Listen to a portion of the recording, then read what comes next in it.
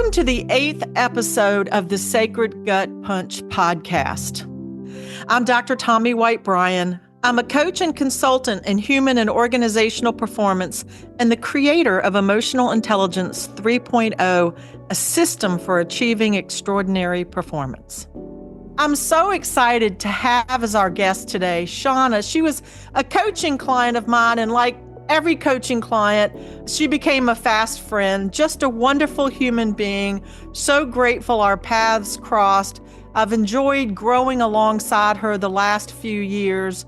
And, Shonna, we don't do a lot of warm and fuzzies. We just jump right into the sacred gut punch. And, you, having been a Fortune 500 senior executive, have achieved so much in your life. And I'm excited about sharing this story with the world and at some point you'll share with us, but you've turned your beautiful, powerful, painful journey into a book as well. So we want to talk about that a little bit as well. But what's the story of your sacred gut punch? Wow. First and foremost, thank you for having me, Tommy. I'm honored to be on your show. And I love the title Sacred Gut Punch because if I had to characterize kind of my life journey, that's what it would be, a sacred gut punch. So I love the title. So my sacred gut punch really, it involves, two moments in my life, two moments where I had this recognition or this epiphany that things would never be the same. They would have to change for me to continue. And there were two moments where that happened. The first is when I was about 7 years old. And I come from a large family, and my oldest brother wasn't particularly kind. And after an incident, I went to tell my mother. So I went crying to tell my mother. And in my 7-year-old brain, my mother would scoop me up. She would console me. She would reprimand my brother, and she would protect me. Except that isn't what happened. So I went in, and my mother berated me.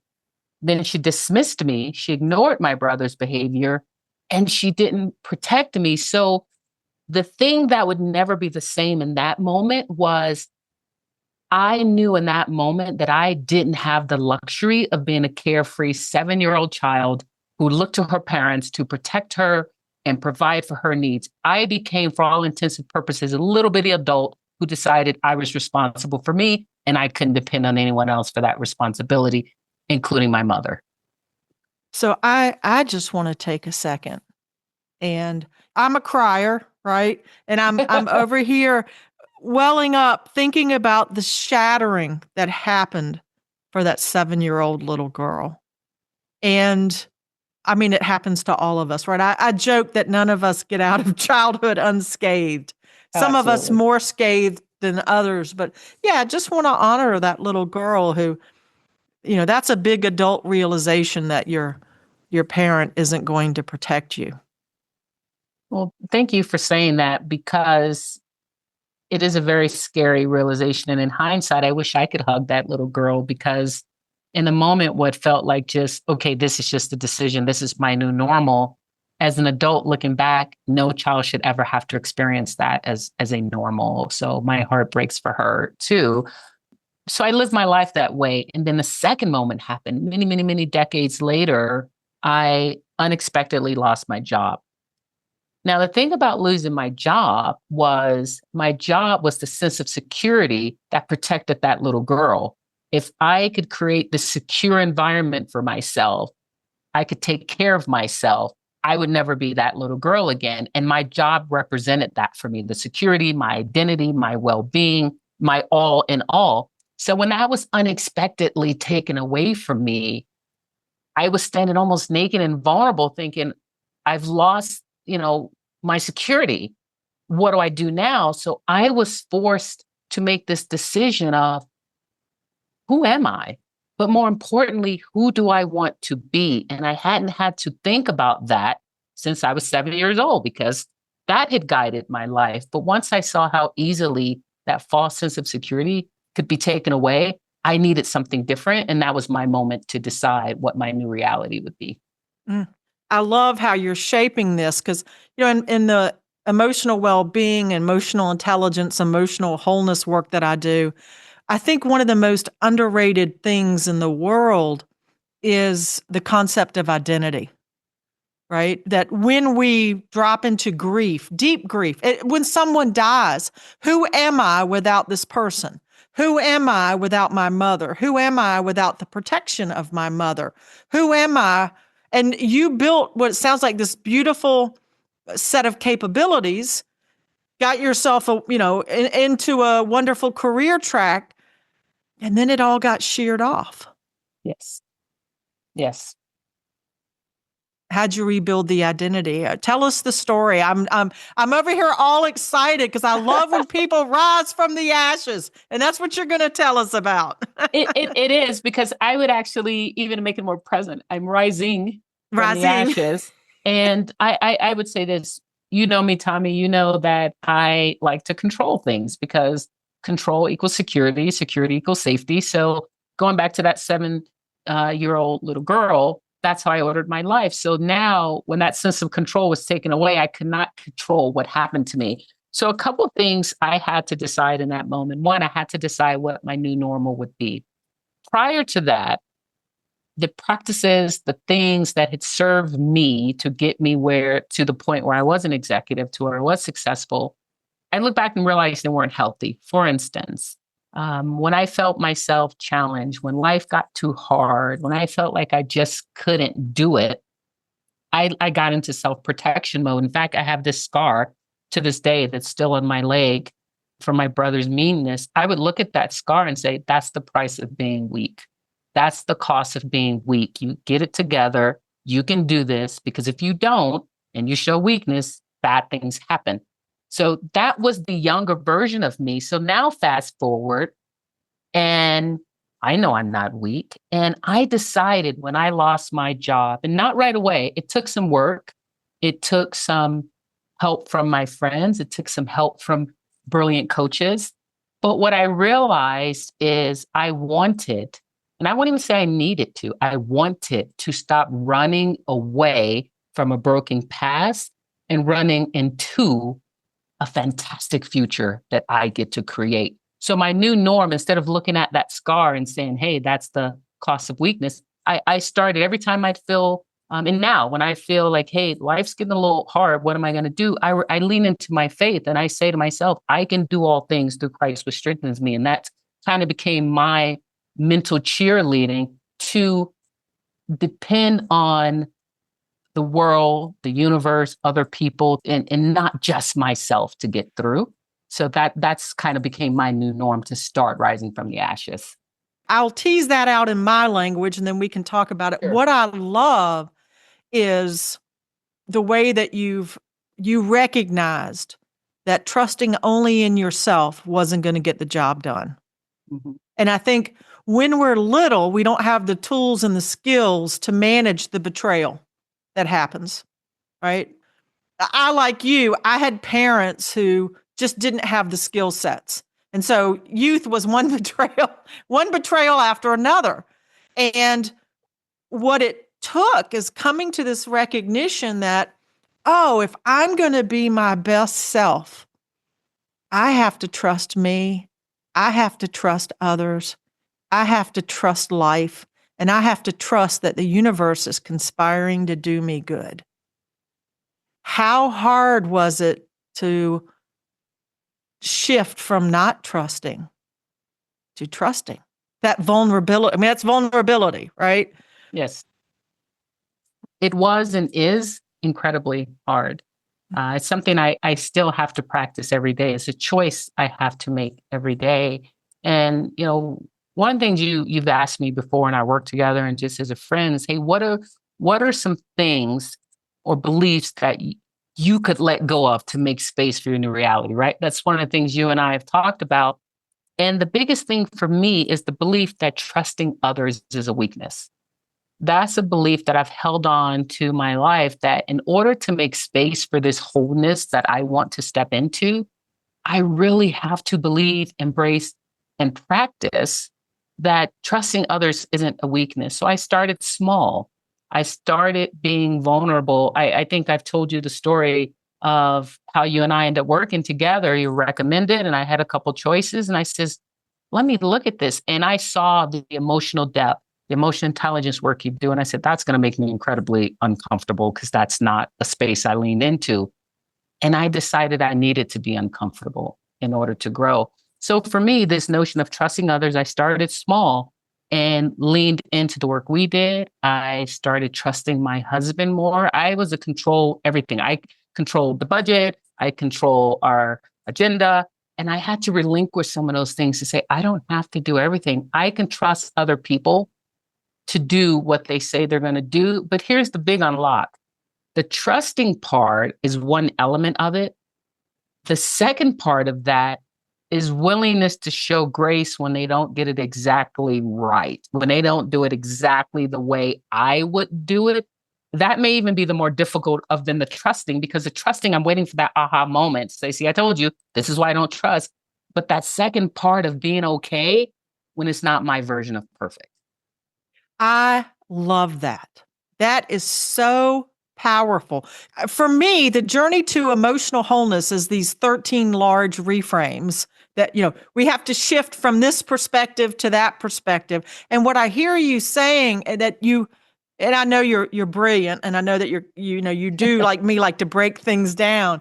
And I love this 2-part step. Not only do I have to trust you, but I have to know I'm going to be okay no matter what happens now that I've trusted you.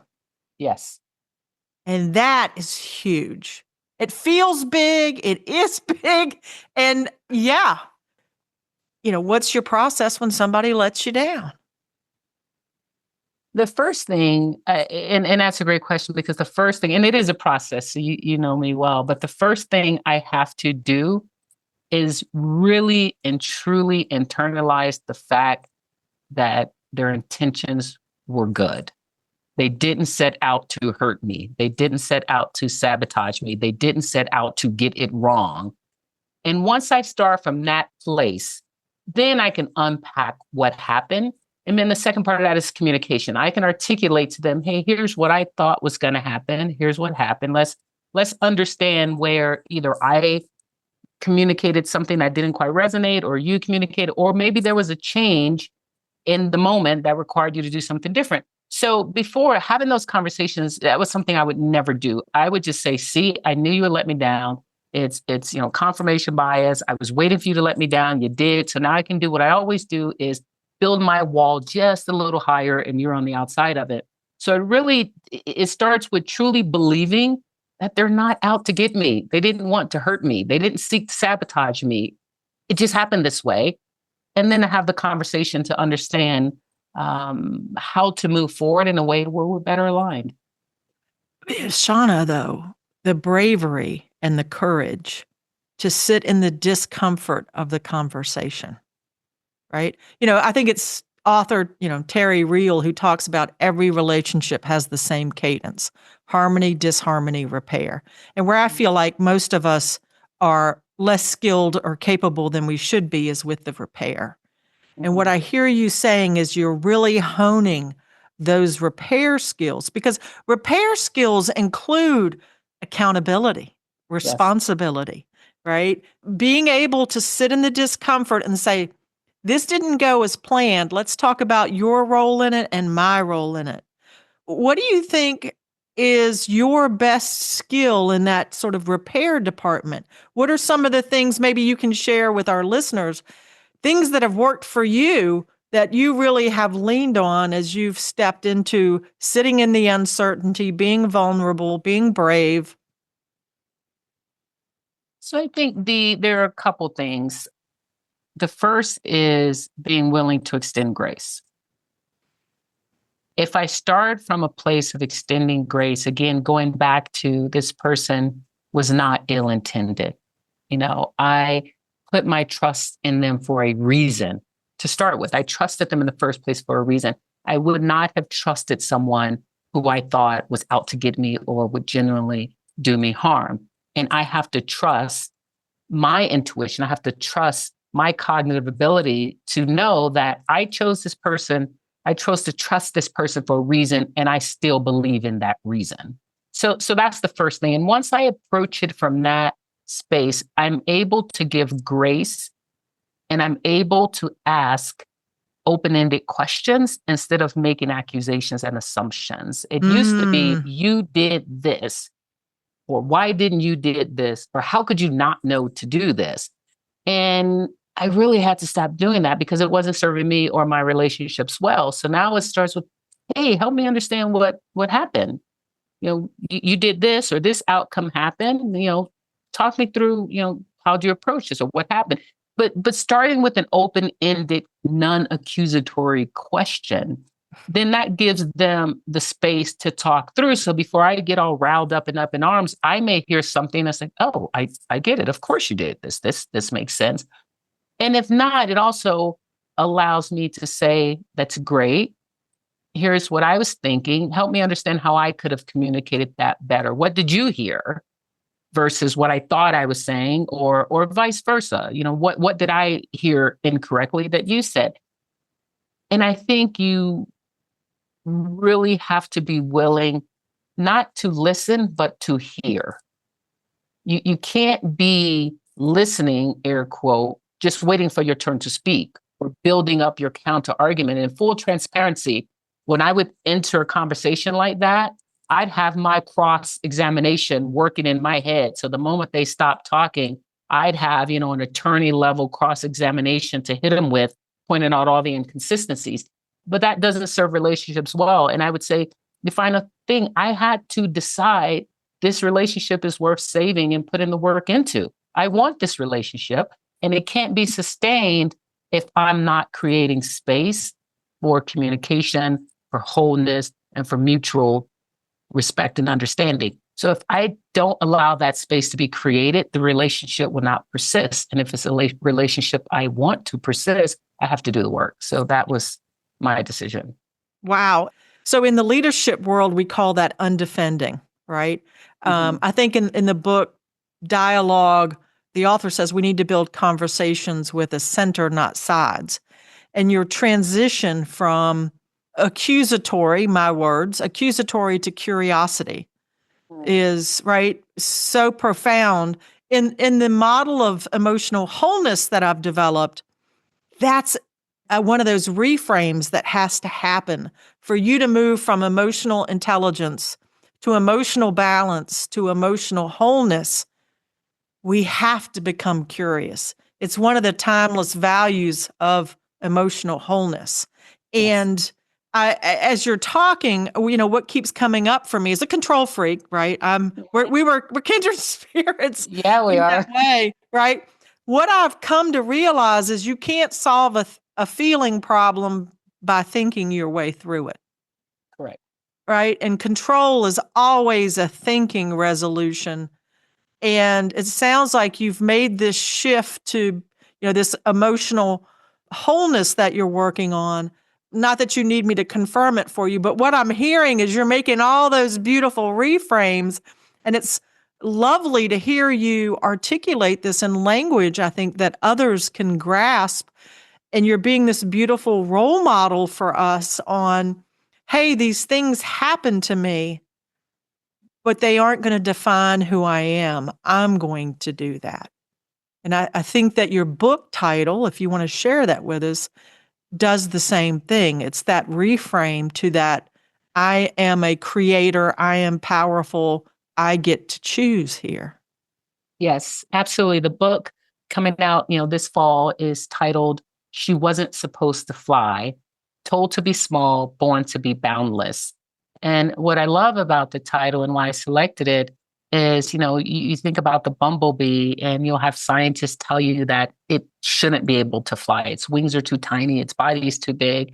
Whether or not that is scientifically true or not, I hold on to that story because, like the bumblebee who flies because the world doesn't get to decide whether or not it can fly. It simply takes flight.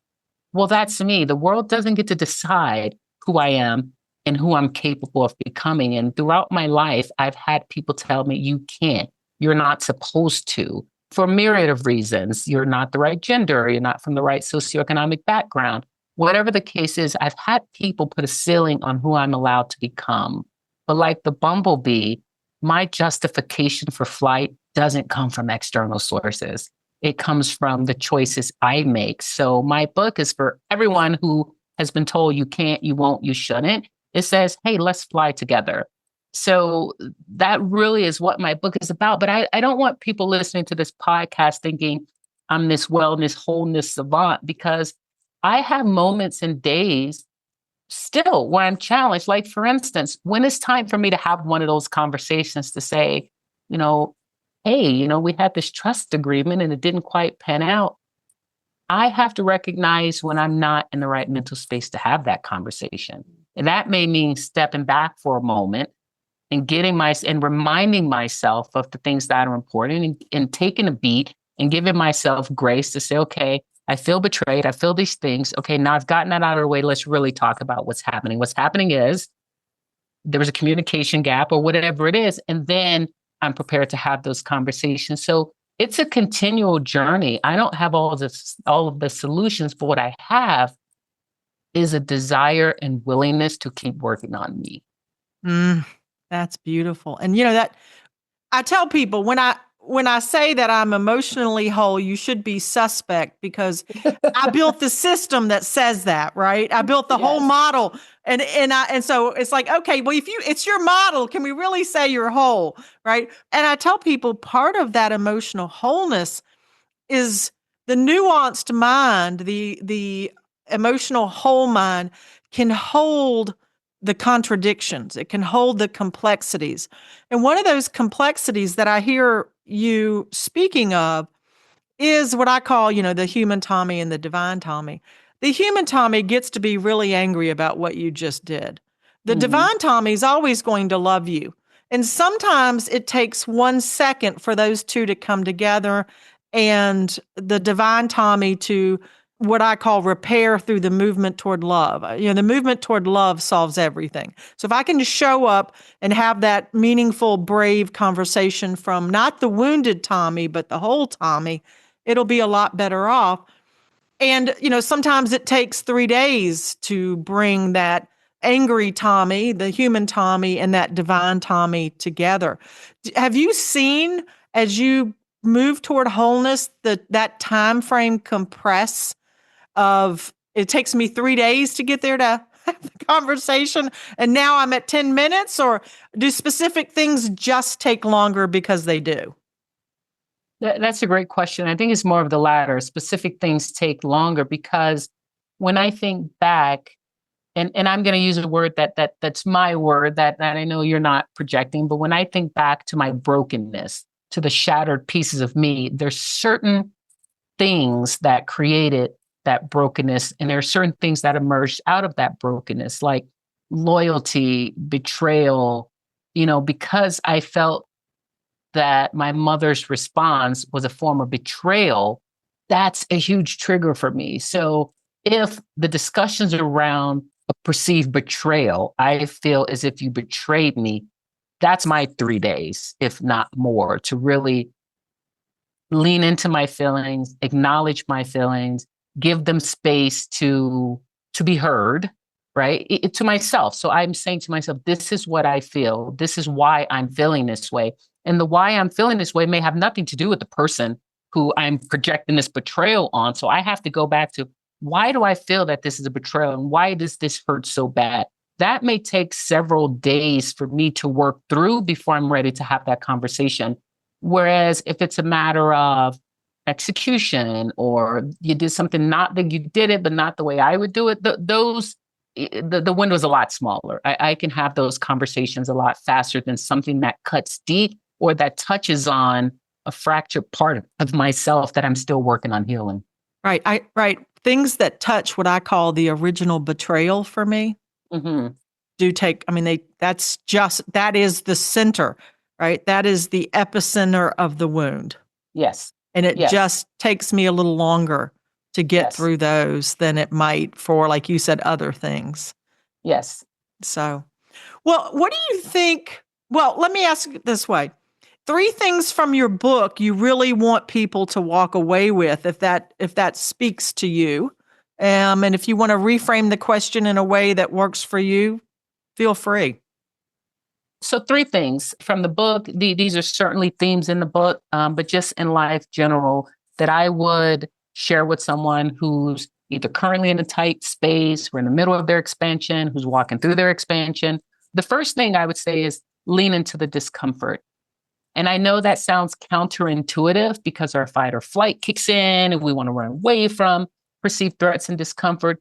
But you also have to realize some of the most wonderful, fantastic, transformative change comes on the other side of discomfort. I mean, even if you just use the analogy of physical exercise, it hurts, it's awful, my muscles are sore, but I'm stronger on the other side of it. So I would say lean into the discomfort and don't be afraid to feel what you're feeling. The second thing I would say is give yourself grace, because even when you're working on yourself, and even when you grow leaps and bounds, there'll be moments where you just don't get it right. And I hear people all the time berate themselves. How could you do this? Oh, that was so stupid. Words have power. Give yourself grace, even if no one else does. Give yourself grace. Say to yourself, that's okay. You'll do it better next time, or whatever those words are for you. And the third thing I would say is don't wait for someone else to tell you you're doing a good job. Celebrate all moments, big moments, little moments. If your win for the day is you got out of bed, you got out of your pajamas, and that was all you can muster for the day, celebrate that. Walk past the mirror and say, good on you. You know what? You didn't want to get out of bed and you did it. I'm proud of you. So give yourself, don't wait for just grandiose moments and say, I'll celebrate myself when I achieve this big thing. Every step along the way is getting you closer to the big thing. Celebrate those moments. And that's something I didn't do enough of. I was so busy chasing the next thing that it wasn't until I wrote my book and I was editing it and I was like, who is this person? This is pretty fantastic. You've done some incredible things. You've survived some incredible things. Why didn't I know that about me? And it's because I never stopped to acknowledge those wins along the way. So that would be the third thing I would say is give yourself credit along the way. And it doesn't have to be a big win by someone else's scale to be a big win for you. Wow, those are so beautiful. Thank you for sharing those with us. And if someone wants, now you got certified as a coach last year, really Yes. excited for you on this new part of your journey. If somebody wants to reach out to you, maybe for coaching or wisdom, where's the best place to find you? So I'm on LinkedIn. Email is always good as well. You can email me. I read all my emails and I can share my email. It's Shoshana at alumni.wfu.edu, and we can list it in the notes of the podcast. I'm on LinkedIn, Shonna Tsacoumangos. You can reach out to me. And for me, helping others, coaching others, being a listening ear to others is a source of light for me. It fills my cup to do those things. So I enjoy doing them. If I can help even one person face the day a little differently, that's a win for me. That's a win for them. So I embrace any and all communication. So you know where to find me. And I look forward to meeting anyone new and everyone new. Awesome, awesome. And your book is coming out in the fall, so we can keep listeners posted on that as that journey reaches the next level of completion, right? Yes, absolutely. So around Thanksgiving, around that time frame, the Okay. book will be published. So it'll be out for the fall in time for the holidays. So it would make a great holiday gift. I was just thinking, I know a lot of people on my list who are going to get a signed copy of the book as their Christmas present or holiday gift, right? Yes, absolutely. Listen, you know how important you are to me and how much I love you. What a treat to spend this time together with you. Thank you so much. And I'm excited for the book and all the beautiful things you're doing in the world. Thank you for sharing yourself with us in this way. Well, I want to thank you for having me on and giving me a platform to share part of my story. And if I may, I would just like to leave all your listeners with my favorite quote that kind of helps me get through. It's a quote by Helen Keller, and it says, "A bend in the road is not the end of the road unless you fail to make the turn." Oh, wow. Wow. Okay, mic drop, please. All right, beautiful. Thank you so much. I adore you, and I am excited for your bestseller coming out in the fall. All right, take care. Thank you, Tommy.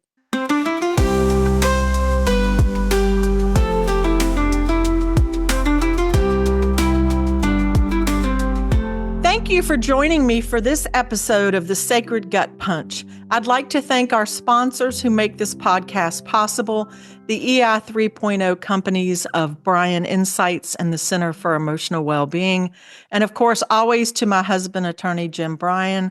Thank you for your endless support and love. I love you to the moon and back, Jimmy. If you're finding inspiration in the stories, please like and subscribe to the podcast and share with your friends and family who can benefit from these stories of resilience and rising.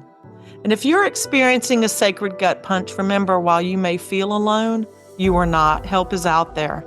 If you or someone you know is in crisis and considering suicide or self-harm, please seek support. Call or text the 988 Suicide and Crisis Lifeline at 988, or chat at 988lifeline.org. And if you're not in the United States, Befrienders worldwide at befrienders.org can help you. Until next time, dear ones, may you use the difficulty as you rise with grace.